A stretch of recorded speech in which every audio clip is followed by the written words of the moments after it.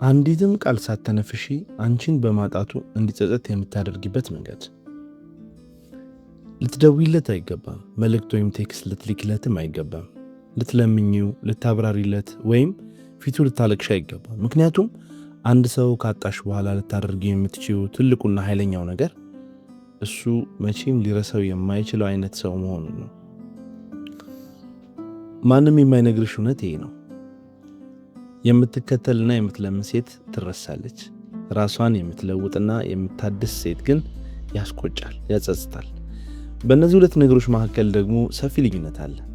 አሁን ምናልባት በተሰበረ ልብ ተቀምጠሽ ይሆናል። በመካከላችሁ የነበረው ንግግር በአእምሮሽ እያመላለሽም ይሆናል። ምን አጠፋው እያልሽ ራስሽን ይጠይቅሽ ይሆናል። ይህ ሁሉ ጥያቄሽ መልስ ያለው እሱን በምታናግርበት መንገድ ላይ አይደለም ብልሽስ? መልሱ ያለው ለራስሽ በምታደርጊው ነገር ላይ ነው። አብረሽን ቆይ፣ ምክንያቱም የዚህ ቪዲዮ መጨረሻ ላይ ስለ ራስሽ ያለሽን እይታና እርሱ ላንቺ ያለውን አመለካከት ሙሉ በሙሉ የሚቀይር ትልቅ ሚስጥር ትረጃለሽ።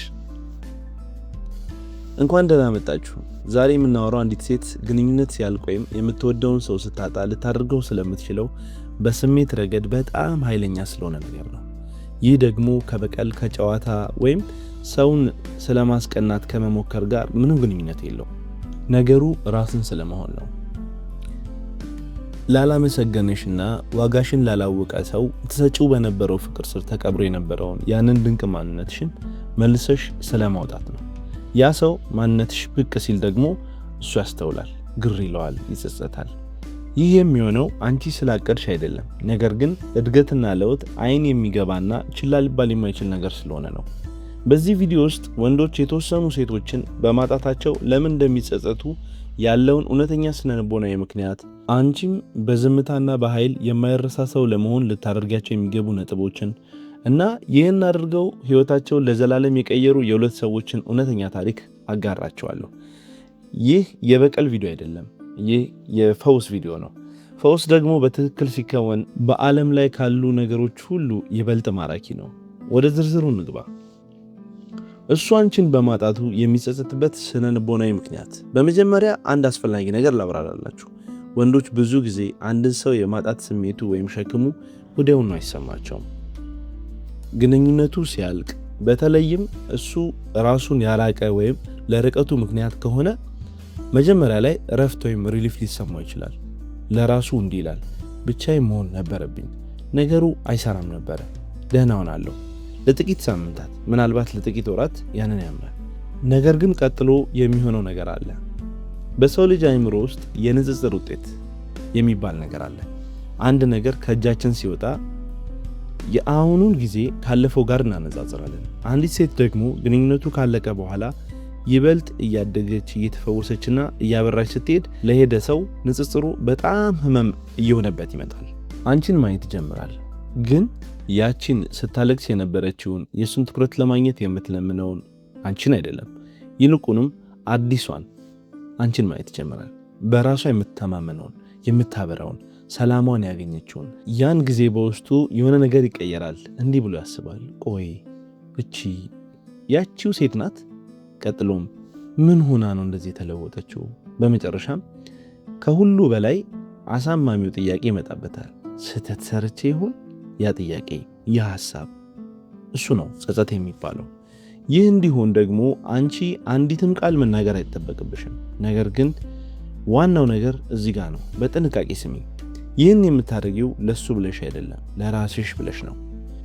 የእሱ መጸጸት የአንቺ የፈውስ ጉዞ ውጤት ብቻ ነው። የአንቺ ግብ ሰላምሽ ነው። የእሱ ጸጸት ግን ለዛ ለውጥሽ ውጤት ነው። እነዚህን ነገሮች አሁኑኑ አቁሚ። ምን ማድረግ እንዳለብሽ ከመናገሬ በፊት ምን ማድረግ እንደሌለብሽ ልነግርሽ ይገባል። ምክንያቱም አብዛኞቹ ሴቶች ግንኙነት ሲያልቅ ሳያውቁ እነዚህ ነገሮች ይፈጽማሉ። እያንዳንዳቸው እነዚህ ነገሮች ደግሞ የፈውስ ጊዜሽን ያራዝሙታል። እንዲሁም እሱ አንቺን በማጣቱ በእውነት የመጸጸት እድሉን ያጠቡታል። ስህተት 1፣ ሶሻል ሚዲያ ላይ አሳዛኝና ስሜታዊ ነገሮችን መለጠፍ። ህመሙ ይገባኛል፣ በእውነት ይገባኛል። ነገር ግን አሳዛኝ ጥቅሶችን፣ የምታለቅሽባቸውን ምስሎች ወይም ያለ አንተ ተሰብሬያለሁ ብለው የሚጮህ መልእክቶችን ስትለጥፊ እሱ አሁንም በአንቺ ላይ ስልጣን እንዳለው እየነገርሽው ነው። ሰዎች ደግሞ አሁንም የሚቆጣጠሩትን ነገር በማጣታቸው አይጸጸቱም። ስህተት 2 ደጋግመሽ መደወል ወይም መጻፍ። አንድ መልእክት በቂ ነው። ከዛ በኋላ ዝምታ። እሱ ችላ ካለሽ በኋላ የምትልኪው እያንዳንዱ መልእክት አሳልፈሽ የምትሰጪው የክብርሽን አካል ነው። ክብር ደግሞ በአንድ ሰው አይን ውስጥ አንዴ ከጠፋ መልሶ መገንባቱ በጣም ከባድ ነው። ስህተት 3 ስለ እርሱ የጋራ ጓደኞቻችሁን መጠየቅ። አንቺ ስለሱ እየጠየቅሽ እንደሆነ እየተከታተልሽው እንደሆነና በህይወቱ ምን እየተካሄደ እንደሆነ ለማወቅ የምትሞክሪው ወሬው እሱ ጋር ሲደርስ ሰላም ይሰማዋል። አሁንም ታስበኛለች፣ አሁንም እዛው ናት ብሎ ያስባል።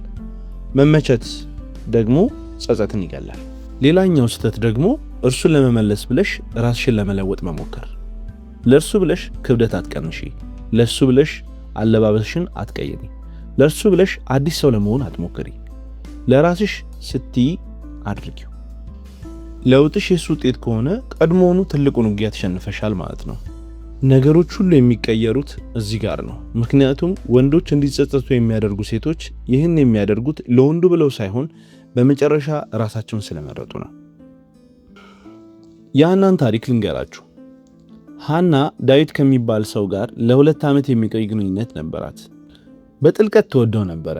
ምግብ ታበስልለታለች፣ ህመሙን ትደግፋለች፣ ከባድ ጊዜያት ሁሉ አጠገቡ ነበረች። ሁሉን ነገር ሰጥታው ነበረ። ዳዊት ግን ቀስ በቀስ እየራቃት መጣ። ጥረት ማድረጉንም አቆመ። ለእርሷ መገኘት፣ ዋጋ መስጠት ተወ። አንድ ቀን ደግሞ ለብቻው መሆን እንደሚፈልግና ስለ ግንኙነታቸው እርግጠኛ እንዳልሆነ ነገራት። ሃና ተሰባበረች። ለመጀመሪያዎቹ 2 ሳምንት ትደውልለት ነበረ። ምን ያህል እንደምትወደው የሚገልጹ ረጃጅም መልእክቶችን ትልክለት ነበረ። የጋራ ጓደኞቻቸውን ዳዊት ምን እያለ እንደሆነ ትጠይቅ ነበረ። በየምሽቱ ስልኳ አጠገቧ አድርጋ ትጠብቅ ነበረ። ዳዊትስ? እሱ ይበልጥ እየራቃት ሄደ። ከዚያ አንድ ነገር ተፈጠረ። ታላቅ እህቷ ቁጭ አድርጋ እንዲህ አለቻት፣ ሃና አቁሚ፣ የደረቀ ተክልን እያጠጣሽ ነው፣ በምትኩ ራስሽን አጠጪ። እነዚህ ቃላት ሃናን በጥልቀት ነኳት። ሃና የዳዊትን ቁጥር አጠፋች፣ ለዘላለም ሳይሆን ለአሁን። ጠዋት ቀድማ ስትነሳ በእግሯ መጓዝ ጀመረች። ከራቋት ጓደኞቿ ጋር ዳግም መገናኘት ጀመረች። ለዓመታት ስታስበው የነበረችውን ትንሽ ንግድ ጀመረች። አዳዲስ ልብሶችን ገዛች። ለዳዊት ሳይሆን ቆንጆ ሆኖ የመታየት መብት ስላላት ለራሷ ስትል ብቻ። እንደገና መሳቅ ጀመረች ከልቧ። ከ3 ወራት በኋላ ዳዊት በአንድ የጋራ የጓደኛቸው ግብዣ ላይ አያት። መጀመሪያ ላይ ጉልበቷን ሊለየው አልቻለም። ያቺ ትደውልለትና ታለቅስ የነበረች ሴት አልነበረችም? ታበራለች፣ ትስቃለች፣ ውስጣዊ ሰላም እንዳላት ያስታውቃል። ቀርቧት አናገራት። እርሷ ግን ደግ ነበረች። ያለፈውን ነገር አላነሳችም። ለምን እንደተዋት ጥያቄ አልጠየቀችም። ዝም ብላ በራሷ ዓለም ውስጥ ሙሉ በሙሉ ተገኘች። ዳዊት ያን ቀን ምሽት ወደ ቤት ሲነዳ ስለሷ ማሰብ ማቆም አልቻለም። ከ3 ቀናት በኋላ እንዲህ የሚል ቴክስት ላከላት። ስህተት የሰራ ይመስለኛል። ነገር ግን የሃና ታሪክ ትልቁና ኃይለኛው ክፍል እዚህ ጋር ነው። ያን ጊዜ እሱን መልሳ መፈለግ አለመፈለጓን እርግጠኛ አልነበረችም። ምክንያቱም ከእርሱ መመለስ የበለጠ ትልቅ ዋጋ ያለው ነገር አግኝታለች። ራሷን አግኝታ ነበረ። በዝምታ የመፈወስ ኃይል። አሁን በዝምታና በድፍረት መፈወስ ምን ማለት እንደሆነ ላብራራላችሁ። ይህ ማለት ለሌሎች ሰዎች ብሎ መፈወስ ማለት አይደለም። ደስተኛ ባልሆንሽበት ሰዓት ደስተኛ መስሎ መታየት አይደለም። ይልቁንም ህይወትሽን በጣም በሙሉና እውነተኛ በሆነ መንገድ ከመኖር የተነሳ የእድገትሽን ውጤት ሊደበቅ የማይችል ደረጃ ላይ መድረስ ማለት ነው። ይህም በተግባር እንዲህ ይመስላል። አካላዊ ማንነትሽ። ራስሽን መንከባከብ ጀምሪ። ይህን የምታደርጊው ለሱ ይበልጥ ቆንጆ ሆነሽ ለመታየት ሳይሆን ሰውነትሽ መንፈስሽን የሚሸከም ቤት በመሆኑ እና እንክብካቤ ስለሚገባው ነው። ተንቀሳቀሺ፣ በቂ እንቅልፍ ተኚ፣ ጤናማ ምግብ ተመገቢ። ያ ስሜትሽን ይቀይረዋል፣ መልክሽም ይለወጣል። ሰዎች ለውጥሽን ያስተውላሉ፣ እሱንም ጭምር። አእምሮሽ። አንብቢ፣ ተማሪ፣ እደጊ። ሁልጊዜ አድርገዋለሁ ስትይ የነበረውን የትርፍ ጊዜ ማሳለፊያ ጀምሪ። አዳዲስ ትምህርቶችን ተከታተይ። አእምሮሽ እያደገ ሲሄድ በራስ መተማመንሽም አብሮ ያድጋል። በራስ መተማመንሽ ደግሞ በዓለም ላይ ካሉ ማራኪ ጉልበቶች ሁሉ ቀዳሚው ነው። ሌላው ማህበራዊ ህይወትሽ ነው። ለጓደኞችሽ ጊዜ ስጪ። በተለያዩ ዝግጅቶች ላይ ተገኝ፣ ሰዎች እንዲያዩሽ ፍቀጂ። ይህን የምታደርጊው እሱን ለማስቀናት ሳይሆን ጥሎሽ ለሄደ ሰው ስትይ ጨለማ ቤት ውስጥ ተዘግተሽ ለመቀመጥ ህይወት በጣም አጭር ስለሆነች ነው። የህይወትሽ ዓላማን ደግሞ እንመልከት። ይህ ትልቁ ነጥብ ነው። አንዲት ሴት የህይወት ዓላማዋን ከማግኘት በላይ የሚለውጣት ምንም ነገር የለም። ከግንኙነት በላይ የምትኖሪለት ትልቁ ዓላማ ሲኖርሽ እጅግ ሳቢ ትሆኛለሽ። ከዚህ ጀርባ ያለው ስነልቦናዊ እውነታ እንዲህ ነው። አንድ ወንድ ቀድሞ የሚያውቃትንና እንደ ቀላል ነገር ሊቆጥራት ተለማምዶ የነበረውን ሴት ድንገት ያለ እርሱ የተሟላ ደስተኛና ዓላማ ያለው ህይወት ስትኖር ሲያይ ያደረገው እያንዳንዱ ውሳኔ መጠራጠር ይጀምራል። ምክንያቱም አንቺን ጥሎ መሄዱ ነፃነት የሚሰጠው መስሎት ነበር። ነገር ግን አንቺ እሱን ስታስቢ ሲያይ ያኔ ነው እውነተኛ ኪሳራ ወይም ሉዝ እንደሆነ የሚሰማው። ብዙዎቻችን የማንረዳው ትልቁ ኃይል ደግሞ የዝምታ ኃይል ነው። ስለ ዝምታ እናውራ። ምክንያቱም ዝምታ በትክክል ጥቅም ላይ ሲውል አንቺ ከምትናገሪው ከማናቸውም ቃላት በላይ ኃይለኛ ነው። አብዛኛዎቹ ሴቶች ግንኙነቱ ሲያልቅ ራሳቸውን ማብራራት ይፈልጋሉ። ምን ያህል እንደጎዳቸው ሊረዳቸው ይፈልጋሉ። መልስ ይፈልጋሉ። ህመማቸው እንዳይለያቸው ይፈልጋሉ። ይህ ስሜት ይገባኛል። ነገር ግን ዝምታ ቃላት የማይችሉትን ነገር ያደርጋል። ዝምታ ከምስጢራዊነት ይፈጠራል። ምን እያደረገች ይሆን? ማንን አግኝታ ይሆን? አሁንስ ታስበኝ ይሆን? የሚሉ ጥያቄዎች እንዲፈጠሩ ያደርጋል። ዝምታ እርሱ እንዲያስብበት ቦታ ይሰጠዋል። ሁልጊዜ መልእክት የምትልኪለት ከሆነ አንቺን ለማሰብ ጊዜ አይኖረውም። ምክንያቱም ሁልጊዜም እዛ መሆንሽን ያውቃል። ስትጠፊ ግን ክፍተቱ ይሰማዋል። ዝምታ እሱ በወሰነው ውሳኔ ብቻውን እንዲቀመጥ ያስገድደዋል። ያለሷ ህይወት ይሻለኛል ብሎ ከወሰነ ዝምታሽ ያንን ውሳኔውን በተግባር እንዲለማመዱ ያደርገዋል። ያኔ ነው ብቸኝነቱ የሚሰማው። ከመለያየት በኋላ ዝም ስትይ እውነተኛ ዝምታ በአእምሮ ውስጥ የሆነ ነገር መከሰት ይጀምራል። መጀመሪያ ላይ እረፍት ሊሰማው ይችላል። በመቀጠልም መጠራጠርና መደነቅ ይጀምራል። ከዚያም ትንሽ ነገሮችን መናፈቅ ይጀምራል። የሳቅሽበት መንገድ፣ ሁልጊዜ ደህንነቱን የምትጠይቂበት መንገድ፣ ለህይወቱ የሰጠሽው ያ ትኩረት፣ የእሱ ህይወት በመልእክቶች በስልኮች እና በስሜቶች ስላልሞላሽው እዚያ ትዝታዎች ውስጥ ይበልጥ እየጎሉ ይመጣሉ። ዝምታሽ ያንቺን ማንነት በእጥፍ ያጎለዋል። ልብ እንድትይ የምፈልገው አንድ ታላቅ አባባል አለ። አንቺ አጠገቡ መኖርሽ ሊያስተምረው ያልቻለውን ነገር ያስተምረዋል። እንደገና ስሚ። አንቺ አጠገቡ መኖርሽ ሊያስተምረው ያልቻለውን ነገር ያስተምረዋል። ለዚህ ነው ዝምታ ደካማ ያልሆነው። ዝምታ ስልት ወይም ስትራቴጂ ነው። ዝምታ ጥንካሬ ነው። ዝምታ ልታሰሚ የምትችይው ከሁሉ በላይ ሆነ ትልቅ ጩኸት ነው። እስኪ ሌላ ሁለተኛ ታሪክ እንመልከት። የትዕግስትና የሳሙኤልን ታሪክ። ትዕግስትና ሳሙኤል ለ3 ዓመት አብረው ነበሩ። ሳሙኤል መጥፎ ሰው አልነበረም። ነገር ግን ግንኙነቱ በጣም ስለለመደው ትዕግስትን እንደ ቀልድ ነገር ማየት ጀመረ። ጥረት ማድረጉን አቆመ። ትዕግስት ገና እንድትወደው የሚጥርላት ሳይሆን ቀድሞውኑ በእጁ የገባች ንብረት አድርጎ ቆጠራት። በትንሽ ነገሮች ዋጋ ያሳጣት ጀመረ። ቀጠሮ ይሰርዛል። ከሷ ይልቅ ሁልጊዜ ጓደኞቹን ያስቀድመዋል። ለሷ አስፈላጊ የሆኑ ነገሮችን ይረሳል። ትዕግስት ደጋግማ አነጋገረችው። እርሱም ይቅርታ ይጠይቃል። ለአንድ ሳምንት ይስተካከላል። ከዚያ ወደ ቀድሞ ልማዱ ይመለሳል። አንድ ቀን ግን ትዕግስት በቃኝ አለች። ከእርሱ ጋር ትልቅ ጭቅጭቅ አልፈጠረችም። ረጅም መልእክትም አላከችም። ዝምታን መረጠች። መጀመሪያ ደዋይ መሆኗን አቆመች። እቅድ ማውጣቷን ተወች። የግንኙነቱ የልብ ትርታ መሆኗን አቆመች። በመጨረሻ ሳሙኤል የዓመት በዓላቸውን እራት ሰርዞ ከጓደኞቹ ጋር ሊዝናና በወጣበት ምሽት ትዕግስት ጥቂት ልብሶቿን ይዛ ወደ እናቷ ቤት ሄደች። እየጮኸች አልደወለችም። ረጅም ደብዳቤም አልጻፈችም። የላከችለት መልእክት ሁላ 2 ቃላት ነበሩ። እረፍት ያስፈልገኛል። ከዚያም ዝምታ። ሳሙኤል በ2 ቀን ውስጥ ትመለሳለች ብሎ አስቦ ነበር። 2 ቀን ሳምንት ሆነ። ሳምንት 2 ሳምንት ሆነ። መልእክት ይልክላታል። እሷ ግን በአጭሩና በሰላማዊ መንገድ ትመልሳለች። ይደውላል፣ ታነሳለች እንጂ አትለምነውም። በእነዚያ የዝምታ ሳምንት ውስጥ ሳሙኤል ሁሉንም ነገር በግልጽ ማየት ጀመረ። ግንኙነታቸው ብቻዋን ተሸክማ እንደነበረ ተረዳ። እሱ ደግሞ ምን ያህል ጥቂት ነገር ሳይሰጣት እንደነበረ ገባው። ያለሷ ህይወቱ ካሰበው በላይ ባዶ መሆኑን ተሰማው። አንድ ሐሙስ ምሽት እናቷ ቤት ድረስ መጣ። የመጣው በአበባ ወይም በምክንያት አልነበረም። የመጣው በእንባና በእውነተኝነት ነበረ። አንድ ጥያቄም ጠየቃት። ነገሮችን በትክክል እንድሰራ አንድ እድል ትሰጭኛለሽ? ትዕግስት ወዲያውኑ እሺ አላለችው። ጊዜ እንዲሰጣትና ለውጡ ዘላቂ መሆኑን ማየት እንደምትፈልግ ነገረችው። በዚያን ጊዜ ሳሙኤል እሺ አለ።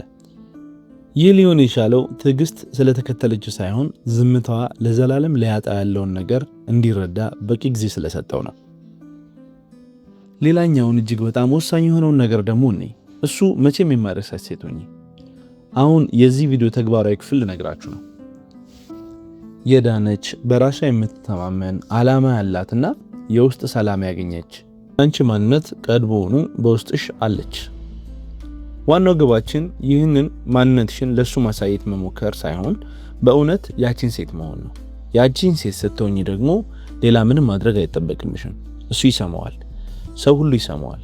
ያቺን ሴት ለመሆን እነዚህን 4 ነጥቦች ተከታይ። ሐዘንሽን በሚገባ ተወጪ፣ ግን በሚስጥር ለማልቀስ፣ ለመቆጣትና ግራ ለመጋባት ለራስሽ ፍቃድ ስጪ። ይህንን ግን ከቅርብ ጓደኞችሽ ጋር በጽሁፍ ወይም ለብቻሽ አድርግ። ሐዘንሽን በይፋ በተለይም እሱ በሚያይበት ቦታ አታሳይ። ሐዘን ክቡር ነው። ራስሽን ጠብቂ። ሁለተኛ፣ ከግንኙነት ውጪ ማንነትሽን ገንቢ።